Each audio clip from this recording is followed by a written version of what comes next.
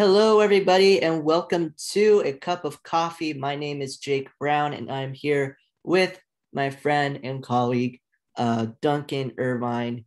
And we're going to talk a lot of sports today because college basketball is underway. Russell Wilson is back. The Portland Trailblazers are a mess. Let's get into it. First off, let's talk about the Seattle Seahawks. They're facing the Green Bay Packers this weekend. Russell Wilson is back, and D. Eskridge and Chris Carson are back practicing. What do you think? Where do you see the health of the last two players coming into this game? So I think obviously Collins he's stepped up kind of in Carson being out, and he's filled in well, but not great. Carson is one of the few running backs who I feel like can actually make a difference for his team, not necessarily because of his skill level, but just based off scheme alone. I think him being back is really big. Obviously, Russell Wilson, him being back says a lot, and he's going to do a lot for them. But these two other guys, like I said, Carson, I think will have a big impact. Not sure how much Eskridge is really going to be able to do because he wasn't really doing much before he got injured either.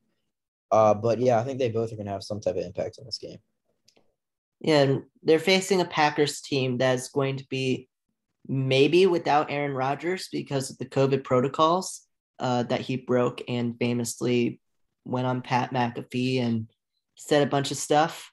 So yeah, he might not be able to play this upcoming weekend. How do you think Jordan Love is going to fare against this Seattle defense? So let me start by saying I'm sure Aaron Rodgers being Aaron Rodgers is going to end up playing. But if it is Jordan Love the Seahawks get, this is going to be a really big game for them. You have to win the games against rookie quarterbacks. Well, he's not a rookie, but he's playing like one. You get what I'm saying? So Yeah, this, if they need to take advantage of it, if Love does play, because 3-5, or excuse me, 4-5 is if they win, they get a 4-5. If they lose, they fall to 3-6. Those are really kind of big differences, especially the way that the playoffs are shaping up to be. So that one win really could come make a difference when we're looking at the playoff seeding. yeah, especially against the number two seed in the league, the Green Bay Packers. That would be huge for the Seahawks to get a win against them. Do you think this could be a big turnaround to get a playoff spot if they do end up winning? Yeah, like I was saying, obviously Russell Wilson coming back is huge. But if you win this game, you get back to 4-5, you're close to 500. They still have to play the Washington football team, the Houston Texans, I believe. They have a lot of kind of obviously in the NFL, no game is a layup, but they have some easier games left on the schedule. And this is really kind of a big game for them getting back to 500 and getting back to being in the playoff race. Well, when you say easy schedule, look at the Buffalo Bills, and they went and lost to the Mm-hmm. Jacksonville Jaguars. Yeah, even the And games that the we Ravens thought were going to be lost to the hard. Dolphins yesterday. Exactly. Never know what's going to go on in the NFL this year. But let's move on to the Portland Trailblazers. Their GM, Neil Olshey, bad workplace environment. A whole expose came out shortly after the Robert Sarver stuff came out for the Phoenix Suns. And now there's a lot of in-house stuff that's going wrong in Portland. What do you got on that? Yeah, so obviously, like you're saying, there's kind of been a lot of off the court stuff. Funny enough, they're actually kind of recovering on the court. They've been playing basically 500 basketball since our last episode. Damian Lillard's getting out of his slump, but I saw today that their president Chris McGowan is resigning, so it's kind of a mess. We've talked a little bit about how this might be the beginning of the end for them this season, and obviously, all of this off the court stuff they've got going on may only accelerate that. Yeah, I'm just looking it up now as there's an in franchise investigation on Neil Olshey right now. There's Olshey has not resigned, uh, so that's not much has gone on in development with this story. It's Mm-hmm. just there's a lot of really bad stuff happening in the franchise within the franchise, and there's not a very solution right now. Yeah, I think this is one of the stories that's going to take a while to kind of unfold fully, especially if, like you just talked about, the Sarver stuff going on. Is obviously, from what we've seen at least, going to take a little bit higher precedence over this stuff. So I think this is going to take a while for it to fully unravel. Yeah, and there are NBA investigators who came to Phoenix just this weekend. So, but moving on to more of the Trailblazers, they have they're 500. You said Dame is back. Do you think that this could be a regular form for them to be back to this kind of 500 record, or do you think they're going to be better? Do you think they're going to be worse? I think they'll hover kind of around 500 for the rest of the year. Obviously, they're not world beaters by any means. Even when they're at their best, they've been kind of playing towards their best lately. But I think they can sneak in as the 6-5 seed maybe. But this is what I'd guess you see from them for the rest of the year. Yeah, and this week they do face the Houston Rockets today. They face the Denver Nuggets in Denver on Sunday. On Monday, they do face the Toronto Raptors. On Wednesday, they have the Bulls. And then we have the show on the 19th. So that's what's going on in the Blazers' future schedule. Starts off soft with the Rockets and then only gets worse. Yeah. But let's move on to the some college football as Oregon, who is number 3 now after beating Washington, faces Washington State University next week. We already keep saying that University of Washington is really bad, but do you think that Washington State could have a chance in this game? I think it'll be interesting. Obviously, Wazoo seems to have that. It's a 10:30 Eastern start, which I know for you isn't all that, but for me, I'm looking forward. It's kind of be my late game that I'm watching. But they've done it in the past. I don't see any reason why they can't keep it up. They've kind of been a really surprising team to me so far. Washington State's been a lot better than I expected them to, and this is one of those games I'm going to keep my eye on. Yeah, and I think this is, if there's any other team in the Pac-12 that I think can beat Oregon, I think it's Washington State University. They're just one of those really scrappy teams that just does not go away. They're doing the opposite of Couging it. Which is, if y'all don't know, Couging it is a phrase for blowing the game when you have the lead. Sorry, my sound cut out. I'm working on some. Oh, I'm sorry. Do you think that Oregon has a chance to get to the college football playoff this year? I'm back. Do you guys You're have back? Oregon chance to make the college football playoff? Yes. Obviously, if they keep it up, the committee has them at 3 right now. They're a little bit lower in the AP poll, so it was kind of surprising. I think if they do win out and end up winning the Pac-12, it's hard to argue that any team has a better resume than them. At least to the team sitting behind them. Obviously, that win over Ohio State at the beginning of the year is really going to come back. It's really going to be big because we might see the deciding factor be who won that game to see who gets the 3rd or even 4th seed. Yeah, it seems like the Ohio State win has been the leverage and not the Stanford loss. It seems like a lot of voters have kind of forgiven Oregon for that game. Yeah. I don't even know where to begin. Some of these committee rankings just don't make sense at all. We can talk about Cincinnati. We can talk about Michigan being ranked ahead of Michigan State. But one thing I do think they got right was Oregon being ahead of Ohio State. We'll see how long it lasts, though, because Oregon hasn't looked like the better team, I'd say, overall. Outside of that game, they've definitely not had a more impressive resume than Ohio State. Yeah. We'll see what happens after this weekend and see where they are in the college football playoff rankings.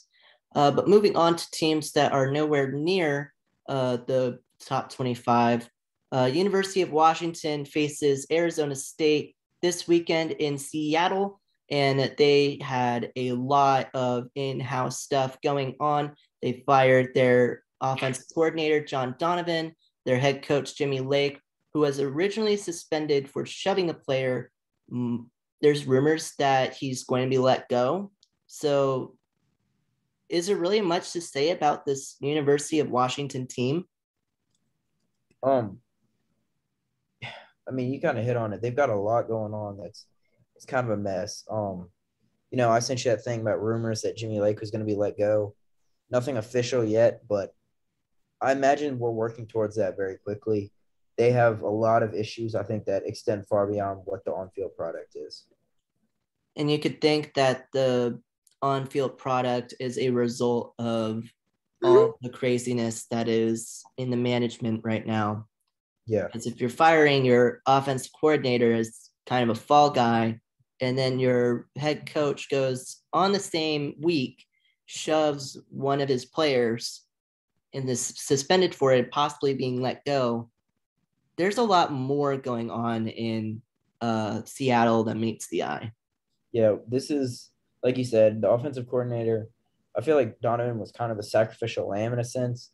There's a lot more going on than just their offense. That's an issue, like you said. So I think it was Lake's way of kind of trying to save himself, but obviously shoving a player doesn't really do you much favors if you want to stick around for a long time. No, and he wasn't even coaching like he was going to stick around for a long time anyway, because of how bad Washington has been this year. Seems like every single game they're getting just a little bit worse, but we'll see what happens. We'll see what happens as they face Arizona State this weekend, tomorrow, I should say.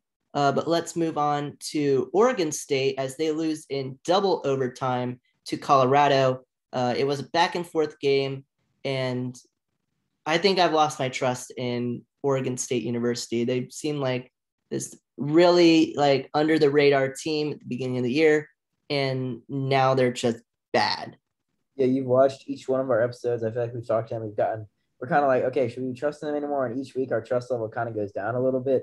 But we can debate all day who the worst team in the Pac-12 is. There's a number of candidates, but Colorado's definitely up there. And I think this loss to them just kind of seals the deal for me. I just have no faith in Oregon State anymore. Yeah, especially of how high scoring that game was. There was no defense at all. It was just full on offense. Well, And to that point, we haven't really seen Colorado score like that, like ever. no, Now they decide to be great. So I just think it's a little bit concerning if you're an Oregon State fan.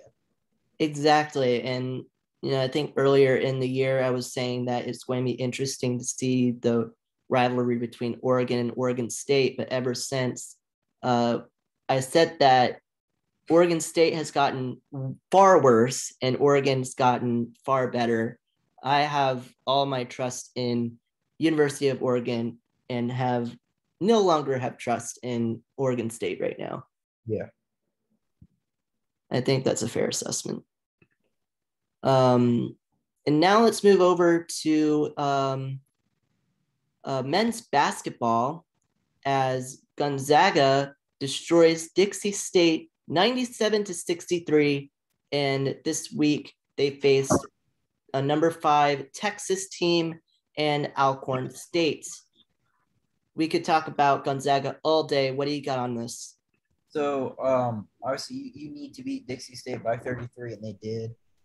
Just kind of my observations from the game. Chet Holmgren kind of looked the part. We've been hearing about him being the number 1 prospect, all this and that, and he looked the part so far.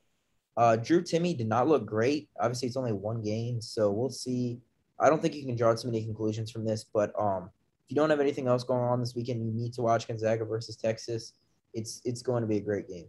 Yeah, I saw that on the schedule. I'm like, I need to make room so I can watch the Texas Gonzaga game. That's going to be fun. Mm-hmm. There's many of my friends say that Gonzaga is overrated, but since my dad is an alma mater of Gonzaga, I gotta rep him. And moving on to another top seed in the this time in the Pac-12, Oregon, number 13 Oregon defeated Texas Southern 83-66, and they face SMU and BYU this week. And those aren't small potatoes. Those are not going to be easy wins. Yeah, those 2 teams, they're a lot better than I think a lot of people think. Mark Pope, probably the most underrated coach in the nation, in my opinion. So I think BYU is definitely going to be a good test for this Oregon team. you got to beat Texas Southern again. Not much I really have to say individually about this game. I don't think you can draw so many conclusions from this. I think it's going to be hard to draw a lot of conclusions from just one game at the start of the year, especially since these ranked teams really play bad teams unless you're Ohio State and you almost lose to Akron. So yeah. Moving on to now of the bottom feeders of the Pacific Northwest men's basketball, college basketball. Oregon State beat Portland State 73-64. They move on in the schedule to face Iowa State, Tulsa, and Samford. Is Oregon State really going to be that good this year? Obviously they came off that surprise Elite Eight appearance, which I don't think many people expect them to follow up on because they were a 12 seed. They were 20-13 last season. Neither of those are really – they're not exceptional marks, you know what I mean? It's not something you can really build off of. A little bit concerning to me that they only won this game by 9 points because Portland State is really bad. I don't think any of the teams they have coming up are really scary either, so I think it's going to be a while before we really see what this team is made of. Yeah, I think when they face more non-competitive, like Iowa State's going to be a little more competitive than Samford and Tulsa, but Portland State only losing by 9 is very concerning if you're an Oregon State fan. Mm-hmm. But if you're a Washington fan, you got to be really concerned as they lost to Northern Illinois 71-64, although they did beat Northern Arizona, a team they should have beaten 73-62, and they move on to face Texas Southern and Wyoming this week. You have a lot to say about Washington, so I'll let you take it. Yeah, I'll start by saying if you know any Washington fans, let's give them a little check-in, see how they're doing, because it can't have been an easy past 2 weeks for them. But, really past 2 years, because they went 5-21 last season. I think it's time for Mike Hopkins to go. You can't lose to Northern Illinois if you're a Power 5 program, especially one that really in the kind of the later half of the 2010s, they looked like they were building something. They made a couple of NCAA tournaments, and it's all just gone to crap. They just need to clear house and across men's football and men's basketball. It's just time for a change. Yeah, it seems like Washington just cannot find a certain rhythm in most of their big athletic programs like football and basketball. I'm not sure how their women's basketball team is doing, but if you're in men's sports right now in Washington, hard to say that they're very, very mediocre or bad so far. Yeah. But moving on very quickly, this has been a lightning round to get through this. Washington State beat Alcorn State 85-67, and they face Seattle University and UCSB and Idaho this week. Again, Washington State should have beaten Alcorn State to begin with. So what do you think of this so far? I mean, yeah, like you said, I didn't watch into this game, admittedly. I don't think you can blame me, though. Looking back at the box score, they didn't shoot the leather off the ball. They didn't do anything incredible. It's just kind of you beat a team that you're supposed to beat. And they should go 3-0 against these upcoming teams, and they just need to keep building if they want to have a chance of making it back to the NCAA tournament this season. I saw this graphic after opening day of the men's basketball season, and it was like this graphic of a map of every single college, men's college basketball team that was 1-0 to start off the season. And Seattle University was 1-0, and they took up all of Western Washington and Alaska, while everybody else was just kind of like little patches of, map. Yeah. I thought that was funny. But moving on, let's talk about hockey for a second. I am going to go on a rant about the Seattle Kraken. So bear with me. I was at the Arizona Coyotes game last Saturday, I should say. and it was bad. Okay, so Philip Grubauer, I love watching Philip Grubauer in Colorado. I loved him when he came up in Washington, won the Stanley Cup. Cool. And now he shows up to Seattle and he has the lowest save percentage of his career so far, and started off very, very badly with his goals allowed average at 4 to begin this week. And now it's gone down to 3.81 or 3.18 rather. But the Kraken in general have just had a very embarrassing week. If you look at their schedule, they faced a bunch of teams they should have beaten, such as Arizona, and they just lost to, Anaheim was going to be a tough matchup anyway, where they lost 7-4 yesterday. But the game before that, against the Golden Knights, they were close. They were very close in that game. They were in this game, and then it just falls right off the table in the third quarter, or period rather.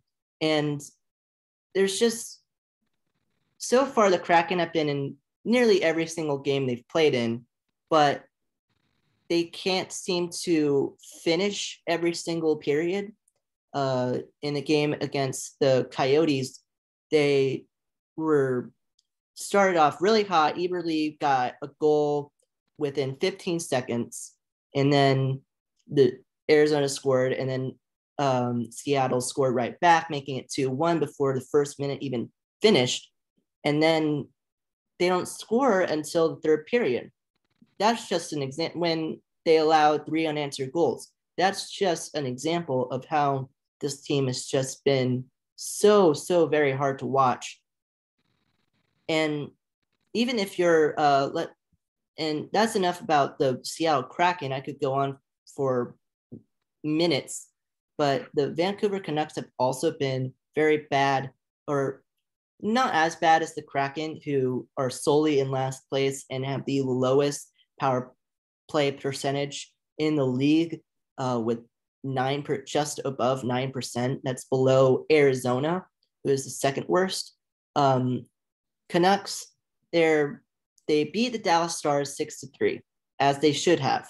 But then they had the heartbreaking loss at home to the Anaheim Ducks in overtime, and then they go to Colorado only to get destroyed 7-1. While JT Miller, the center, continues to dominate with 16 points for the team, everybody else has kind of just been there, and you really have to question head coach Travis Green's position as head coach, as we're only 14 games in and he's already being considered one of the guys to be fired this season. Yeah, that's not good. Like, just period. I'm not a big hockey guy, but I feel like every time I hear about the Canucks, people talk about them as being that team that's 2 years away from being 2 years away, you know? And yes, it's been 2 years and then some by now. So I think we're all still kind of waiting to see what happens with them. Yeah, and I mean,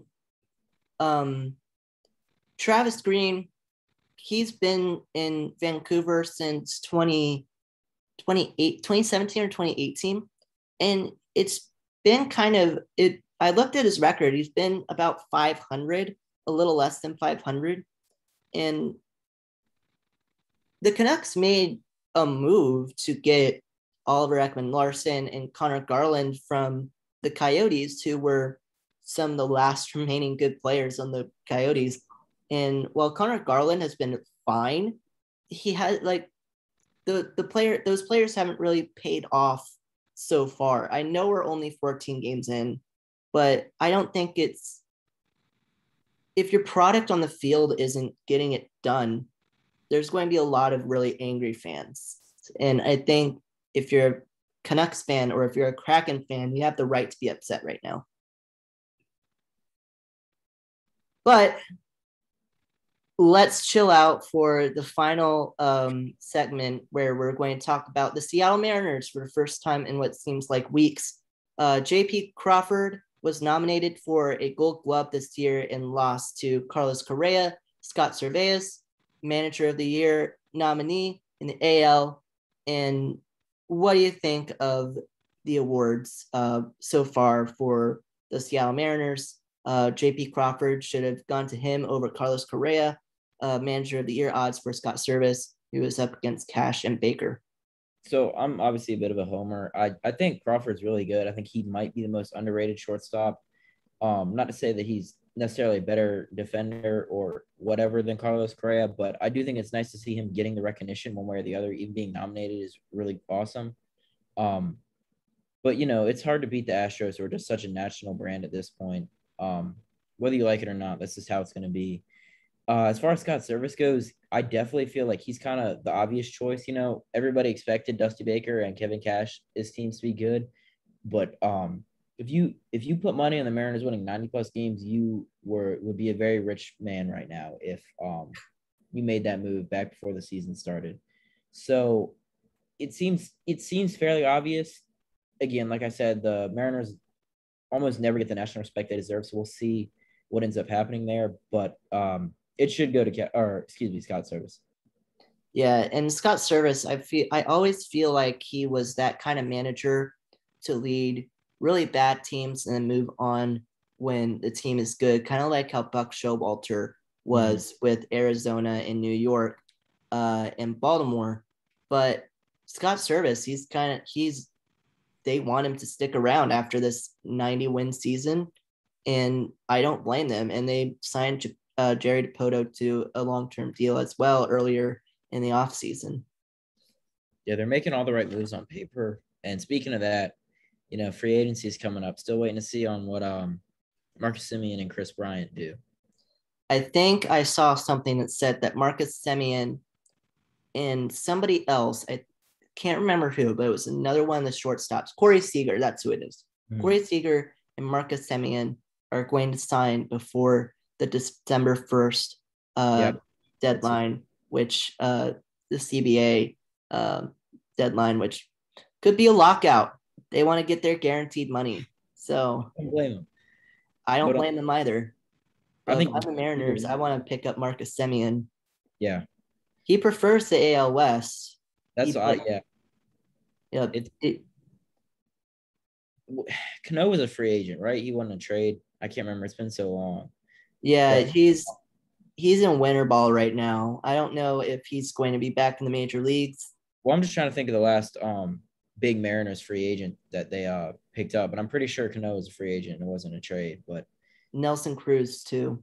Yeah, him. Yeah, both of them as well. So I think getting either one of these guys would kind of be, at least on paper, equivalent or close to that of those two other guys. And if I'm the Mariners, I also would like to look. I know they're looking at bringing back Nelson Cruz for their DH spot, even though that would put Luis Torrens on some kind of waiver wire or trade bait because he is not a good catcher. Cruz, I think, is risky. Obviously he keeps kind of fighting against Father Time, but we'll see how long he can hold out for a team as young as the Mariners. I really think they should look for a younger option that they can lock up long term, as opposed to somebody's going to be here for 1 or 2 years at most. Yeah, but you always want that. The Mariners need guaranteed power, and Nelson Cruz is guaranteeing that power if he's able to stay on the field. And as a DH, unless the DH goes into the NL after the CBA negotiations, he's got 15 teams to choose from if he wants to stay in the majors. Yeah. So I don't know. We don't have any more things going on in the Pacific Northwest for sports. I'm sorry, I just blanked out. But anyway, thank you for watching this week's edition of Cup of Coffee. My name is Jake Brown, Duncan Irvine, and we'll see you guys next week.